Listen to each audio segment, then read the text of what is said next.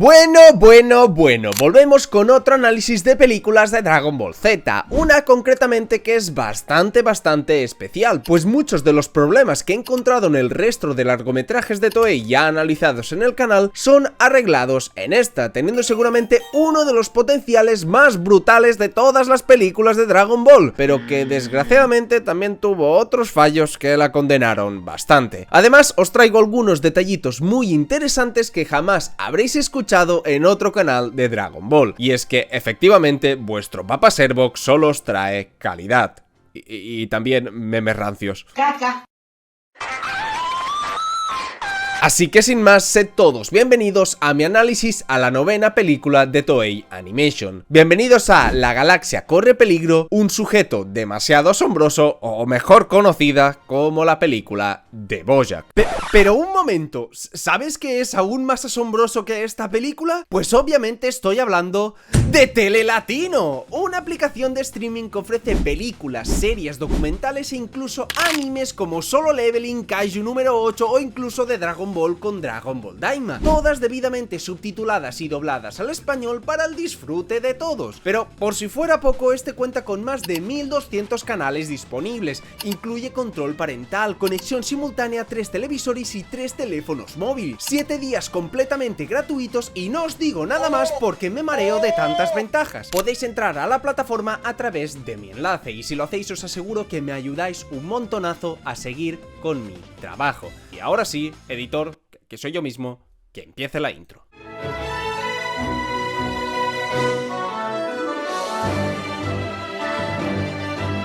Vale, vamos primero con la sección favorita de todo internet, la más adorada de la multitud, titulada El por qué la película de hoy no fue canon. Y ojito, pues esta es de las pocas que de entrada podría entrar dentro del canon de forma más o menos coherente, pues esto ocurre tras la derrota de Cell, pero antes de la saga de Majin Buu. Pues Gohan está adolescente, Vegeta está tremendamente deprimido porque se le fue el novio al otro mundo y no hay nada que contradiga la línea cronológica de Dragon Ball, por lo que felicitaciones, Bojack, podría ser completamente canon. El único problema es que existe la creencia de que como vino Trunks del futuro expresamente en esta película a decirles que venció a los androides, pues no tiene sentido porque en teoría debe esperar no sé cuántos años a que se recargue la energía y un mucho texto de la gente que es experta en viajes en el tiempo de Dragon Ball, que por alguna extraña razón son muchísima gente, pero hasta donde yo sé eso no es así. Por lo que obviamente no es canon, pero encajaría perfecto en Dragon Ball Z de no ser por dos detallitos referentes a Goku y Gohan que son muy interesantes. Pero bueno, luego hablamos de ello. Y esto nos lleva a la segunda sección favorita de mis suscriptores, el por qué los guerreros Z son subnormales. ¿O no? De nuevo, esta película sorprende, pues todos los guerreros Z, incluidos Yamcha, Tenshinhan, Chaos y hasta Roshi, se enteran del conflicto en esta película. Todo el mundo sintió el ki y se enteraron de la amenaza. Al menos los vimos en la película, lo cual no es lo habitual, si no, poneos a repasar todas las otras. Es cierto que luego solo van a pelear Yamcha y Tenshinhan, pues bueno, se entiende que a estas alturas los demás ya ni van a luchar, pero al menos se enteraron de que algo iba mal y tiene un mínimo de sentido. Sorprendido me tienes, señor Bojack, que tu película empieza bastante curiosa. Y hablando de inicios, acabadas las secciones, vamos con lo que nos ofrece la película. Pues esta en su totalidad tuvo bastantes cosas rompedoras y que la hacían distinta en el contexto de Dragon Ball Z, pero también varias otras que sin duda fueron un paso hacia atrás de nuevo, ya que uno cabría esperar que tras la película de Broly, con una estructura muy buena, con todas las subtramas con bastante sentido, siendo muy original y rescatando conceptos pero no sagas enteras de Dragon Ball, y con una trama que para ser esta franquicia fue muy elaborada, pues la película de Bojack lamentablemente no siguió esa línea, y aparte de volver a reducirse bastante la duración de un largometraje, volviendo a ser unos simples 50 minutos, volvió a caer en los mismos errores que las primeras películas de Z, es decir, con ideas buenas pero con una estructura desigual,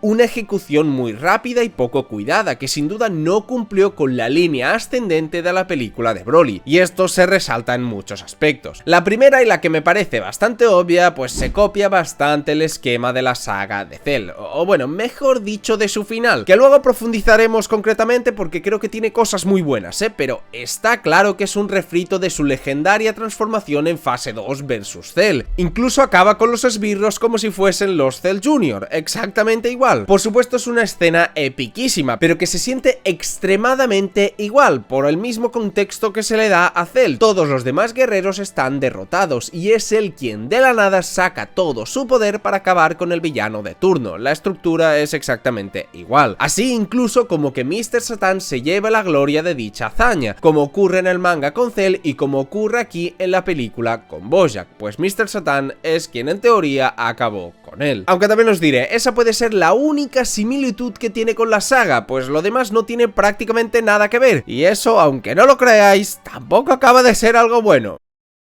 Veréis, a mí me encantan y en serio que adoro los torneos en los shonen, y más si son de Dragon Ball, pues me parecen absolutamente brillantes en todo sentido, y no hablo solamente de los escritos por Toriyama, pues incluso el torneo del más allá de Toei Animation me parece uno bastante bueno. Y qué cojones, en cualquier anime los torneos siempre calzan perfecto, y estaba deseando que hubiese, aunque fuese un pequeñito torneo en alguna película, pues es algo simple de hacer, efectivo y que mínimamente siempre es épico. Pero la realidad es que aquí fue todo lo contrario, y por una sencilla razón, y es que fue un rellenazo, mi loco, un rellenazo. Y eso que estamos hablando de una película, la cosa más absurda que podáis escuchar. ¿Cómo vas a meter un relleno en una película, hermano? Como dije, esta dura apenas 50 minutos, menos de una hora, y la realidad es que mitad de la película es un torneo como que medio espacial para ganar un viaje a las aguas termales de no sé dónde, en la cual participan todos, cosa que de inicio ya es bastante extraña, pues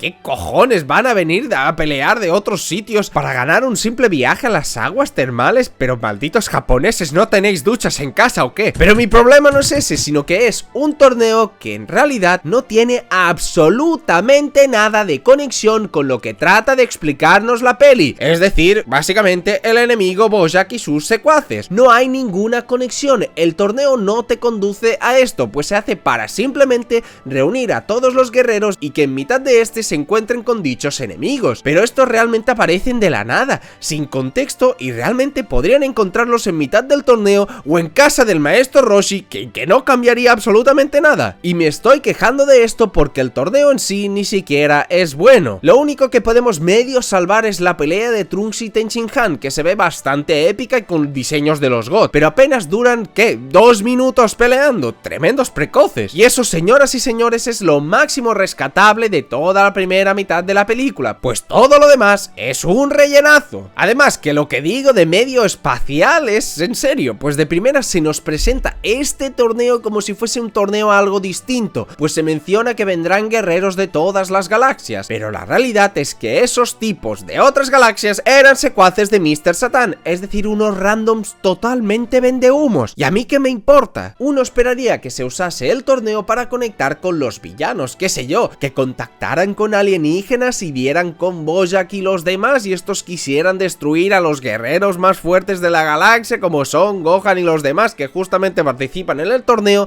o yo que sé, lo que sea, pero no se hace y aparecen de manera random en la Tierra por los jajas, o bueno, mejor dicho, por su objetivo entre comillas, del cual luego hablamos porque vaya pedazo de truño también. En la película de Willow me quejé de que no usaran un torneo para ver quién era el más fuerte y así justificar todo lo que ocurre en la película, y en esta va y lo meten pero de forma totalmente random y sin sustancia, porque aparte de lo de Tenshinhan y Trunks no hay nada. Humillan a Yamcha y por supuesto a Krillin, como olvidar que estos dos son un meme para Toei Animation, y de todo lo demás no hay prácticamente nada salvable, pues son combates sin nada de contenido, totalmente precoces. Como digo, simple relleno en una película, lo cual es absurdo. A lo mucho podemos decir que se usó para construir a Mr. Satan, pero no me jodas, a estas alturas ya todos lo conocíamos. ¿Para qué dedicar tanto rato a explicarnos que simplemente es un fraude?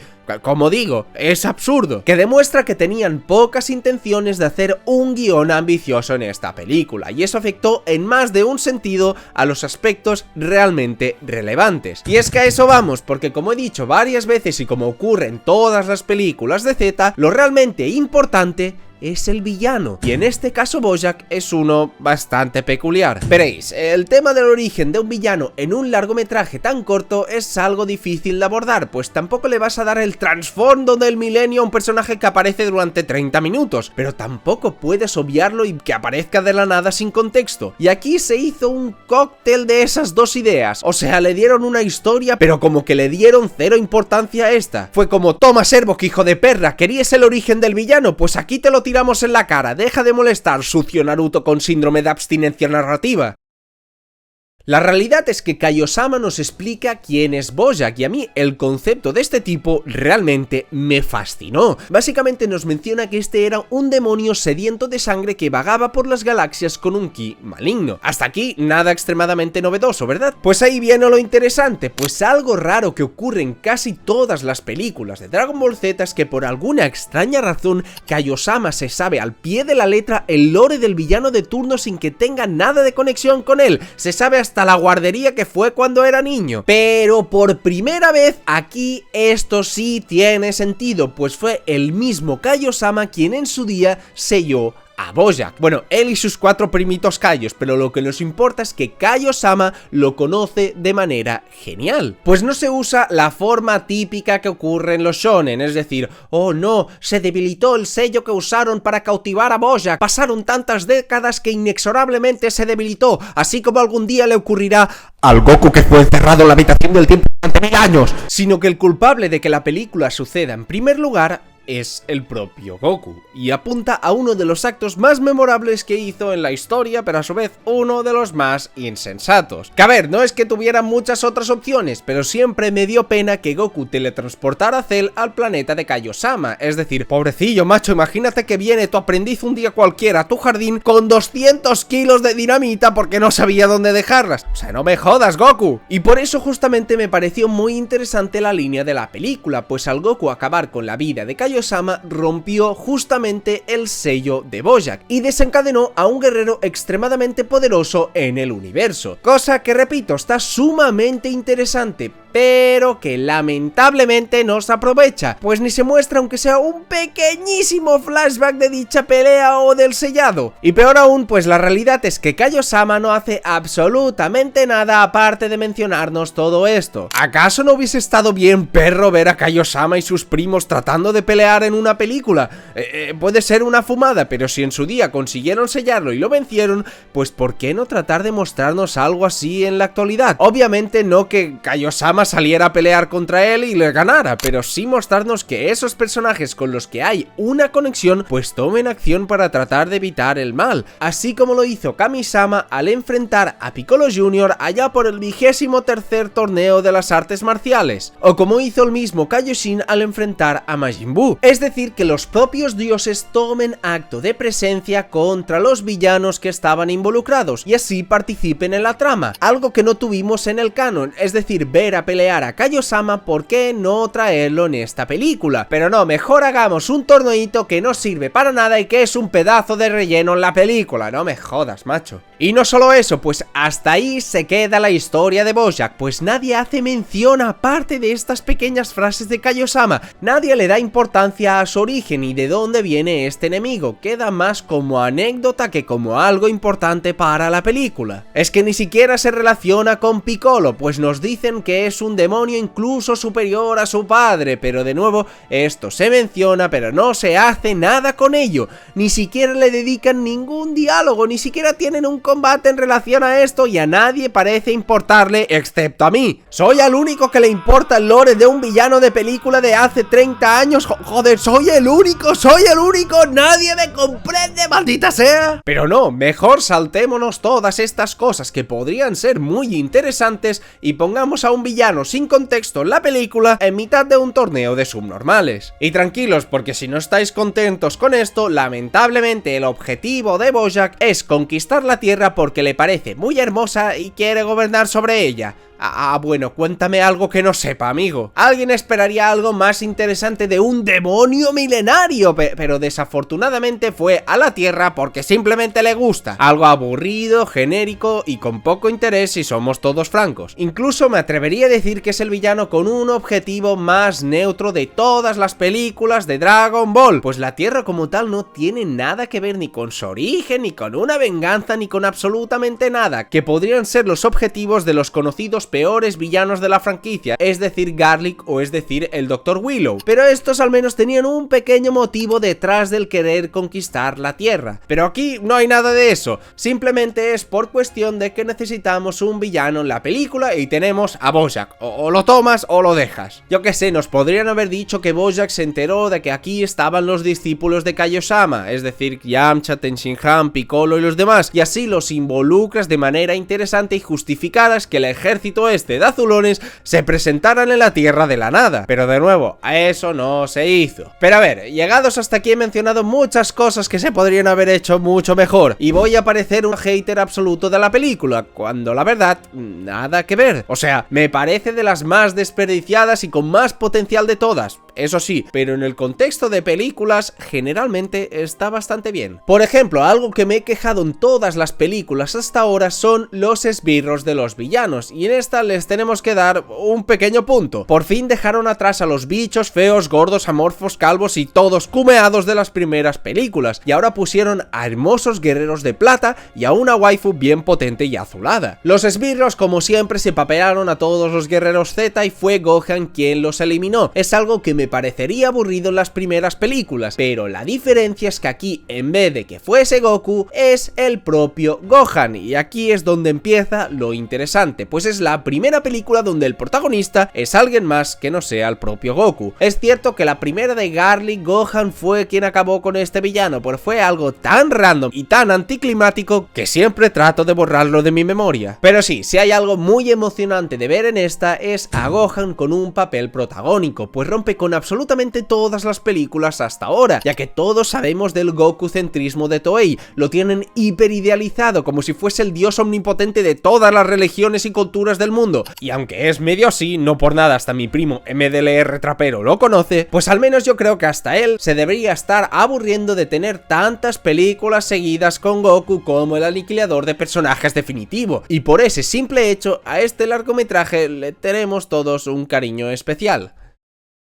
Y es que este Gohan por supuesto está en la posiblemente mejor época del personaje tras vencer a Cell, pero con una pequeña peculiaridad, puesto que parece ser extremadamente reciente dicha pelea. Y aquí hay dos opciones para el personaje, o que no controla en su totalidad el legendario Super Saiyan 2, pues pese a que le dan tremendas palizas a sus amigos, él no se transformó, o directamente que jamás llegó a transformarse contra Cell, y este simplemente explotó y nunca volvió a la Tierra. Bueno, muchas teorías rancias podrían ser, lo que está claro es que no la dominaba, y podría tener sentido pues no tenemos ni idea si este tuvo que entrenar para acabar de controlar dicha forma o no, ya que en el manga se hace un time skip totalmente épico y nunca se nos muestra. Lo que está claro es que, como dije al inicio, sigue mucho la línea del final de la saga de Cell para darle ese power up a Gohan, pero aquí hay algún matiz interesante. Por supuesto tenemos la intervención del Giga Chat Satan salvando el día y liberando a Gohan, demostrando clarísimamente por qué merece la gloria de vencer a Cell y también la gloria de vencer a Bojack. Pero sobre todo, aparte del Giga Chat Satan, me quiero centrar en una acción de Goku, pues muchos recuerdan con extrema nostalgia una escena concreta de aquí, pues cuando Bojack está torturando a Gohan, Goku usa su Shunkanido para liberarlo, con el pequeño detalle que él estaba en el más allá, por lo que hizo algo impensable,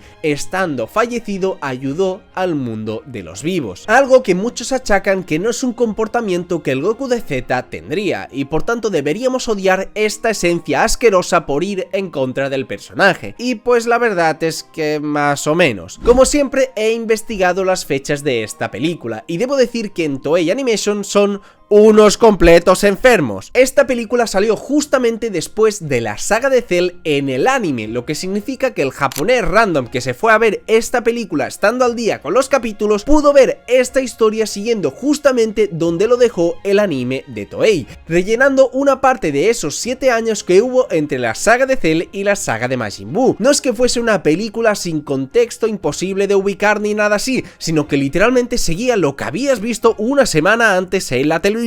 Es que me parece de absolutos locos. Y esto es también importante porque cuando salió esta película, el manga ni siquiera había llegado a empezar el torneo de las artes marciales de la saga de Majin Buu, lo que significa que esa faceta del Goku queriendo dejarle la responsabilidad de la Tierra a los mortales es algo que no se había manifestado aún del personaje, pues es algo que vemos más adentro de la saga de Majin Buu, con lo de Goten y Trunks, y que Goku se contuvo contra Majin Buu porque quería que las nuevas generaciones se encargaran de las nuevas amenazas. Y digo todo esto porque significa que la escena de Goku no está fuera del personaje, pues en aquella época aún no se había mostrado a Goku en esa faceta, por lo que esta épica escena salvando a su hijo en esta película pues tiene sentido en ese contexto, pues el Goku de la saga de Majin Buu que todos conocemos aún no había sido ni creado, por lo que esta épica escena salvando a su hijo en esta película pues tiene sentido y me fascina por todo lo que significa. Y agarraos bien porque ahora viene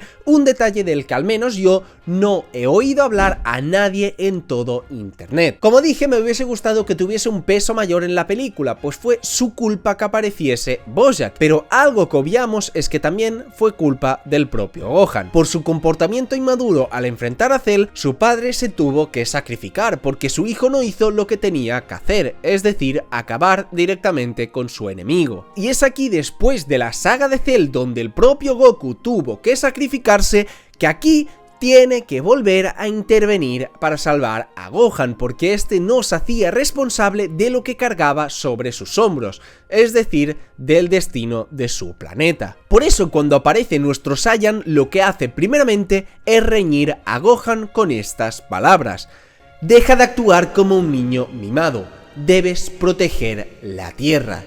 Unas palabras que pueden parecer estúpidas y genéricas, pues es algo que Gohan tendría que saber ya después de la saga de Cell, pero reflexionando me di cuenta que no lo sabía.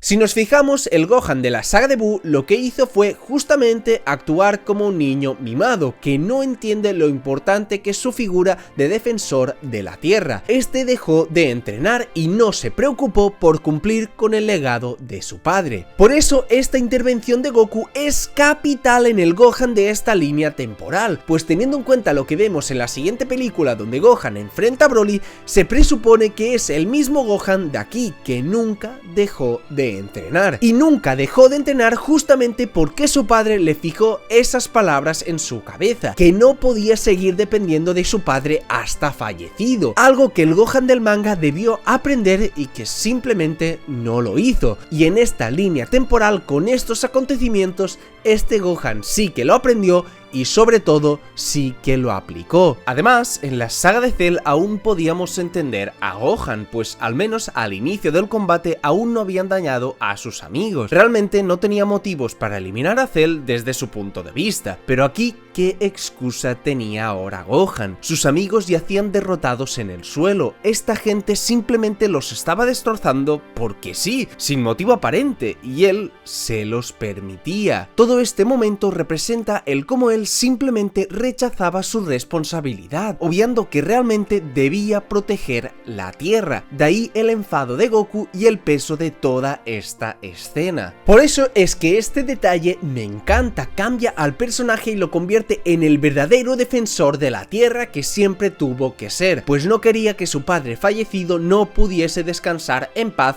por su culpa, por no vencer en su momento a Cell y por no vencer a Bojack aquí. Es todo este momentazo que sería intencional o no hecho por Toei, pero que analizándolo te das cuenta que es un momento increíble y nos da al Gohan que todo el fandom quiso ver, siempre uno que se responsabilizó y nunca dejó su vertiente de luchador, y todo lo cambió en una sola escena. Por este tipo de cosas es que me encanta analizar hasta el más mínimo detalle, porque te puedes encontrar maravillas maravillas como esta. Aunque eso sí, es bastante extraño que Goku pueda hacer eso del Shunkanido sin ningún tipo de represalia ni restricción desde el más allá, pero si ese es el precio a pagar para tener a este Gohan Gigachat, yo lo pago sin dudar. Y bueno, qué decir, su transformación es gloriosa, el personaje se ve extremadamente bien, además cargando con el Gi de su padre, como queriéndonos decir que ahora era el protector de la Tierra, así como lo intentó también el Gohan del futuro. Se carga todos los esbirros de forma completamente increíble y como hacía su padre en los materiales de Toei, lo acabó todo con absoluta esencia, con un puñetazo y una obliteración legendaria, todo acompañado de una música melancólica y triste porque aquel pacífico muchacho que no quería pelear tuvo que erigirse como el luchador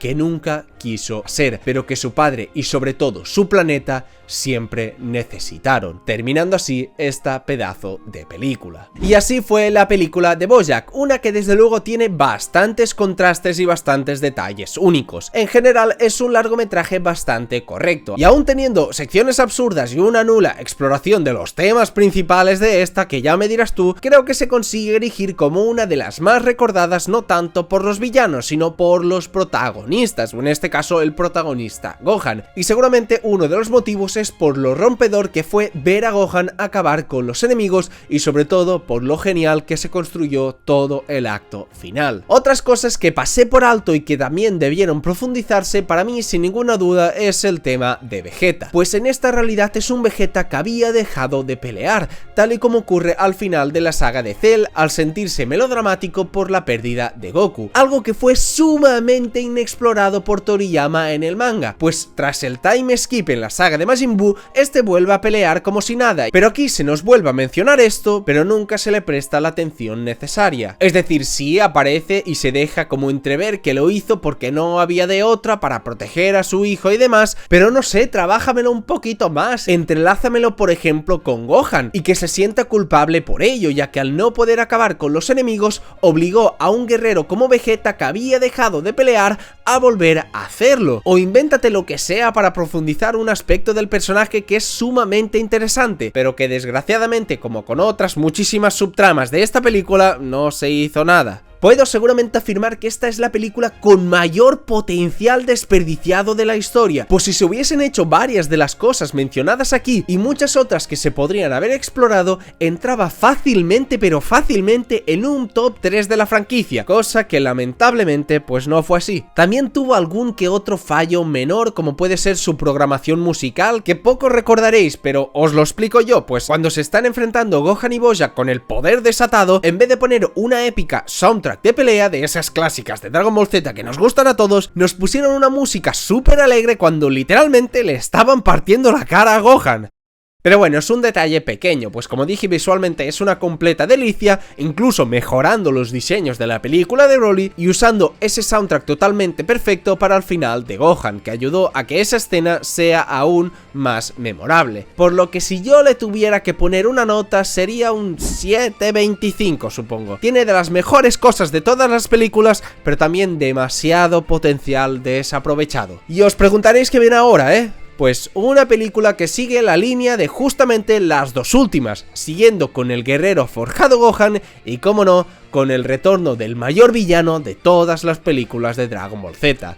Nos vemos pronto con el regreso de Broly. Adiós.